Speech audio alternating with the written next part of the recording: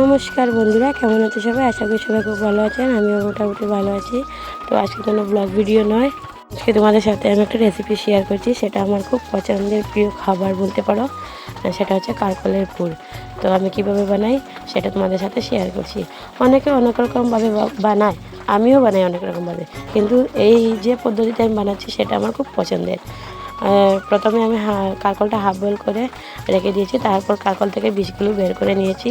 তারপর একটু আদা, একটু রসুন আর বীজগুলো একসাথে হামানদিস্তায় কুটে নিয়েছি। তারপর কুচনো পেঁয়াজ, কুচনো কাঁচা লঙ্কা কড়াইয়ের মধ্যে দিয়ে তারপর একটু লাল করে ভেজে নিয়ে তারপর ওই হামানদিস্তায় কুটে রাখা কারকলের বীজ আদা রসুনের পেস্টগুলো কড়াইয়ের মধ্যে দিয়ে দিলাম। দেওয়ার পর আমি সেটাকেও একটু ভেজে নিয়ে তারপর ওখানে একটা ডিম ভেঙে দিয়েছি।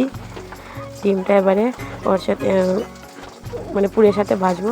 এখানে হলুদ, লঙ্কা, জিরে গুঁড়ো, একটু ম্যাগি মশলা, একটু মিট মশলা দিয়ে আমি পুরটা তৈরি করলাম। তারপর আমার পুর রেডি। এবারে আমি কারকলের মধ্যে সেই পুরগুলো ভরবো। তারপরে আমি ভেজে নেব পুরগুলো। আমার পুরটা ভরা হয়ে গেছে। এবারে একটা বাটিতে আমি আগে থেকে বেসন আর একটু আটা ম্যারিনেট করে রেখে দিয়েছি। তো এবারে আমি পুরটা ভেজে নেব। ঠিক আছে, তো চলো। তো বন্ধুরা, এবারে আমি তেলটা গরম হয়ে গেছে, পুরটা এক এক করে কড়াইতে ছাড়ছি, দেখো।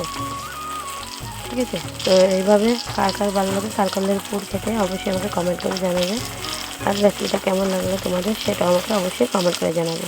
আর যারা আমার ইউটিউব চ্যানেলে নতুন, তারা প্লিজ আমার চ্যানেলটাকে সাবস্ক্রাইব করবে এবং সুন্দর একটা কমেন্ট করে যাবে। আর যারা যারা এখন আমার চ্যানেলটাকে সাবস্ক্রাইব করেন তারাও প্লিজ সাবস্ক্রাইব করবে। ঠিক আছে, তো চলো আজকের ভিডিওটা এখানে শেষ করলাম। কেমন হয়েছে কারকলের পুরটা জানিও, এরকম বানিয়ে খেয়ে দেখো একবার।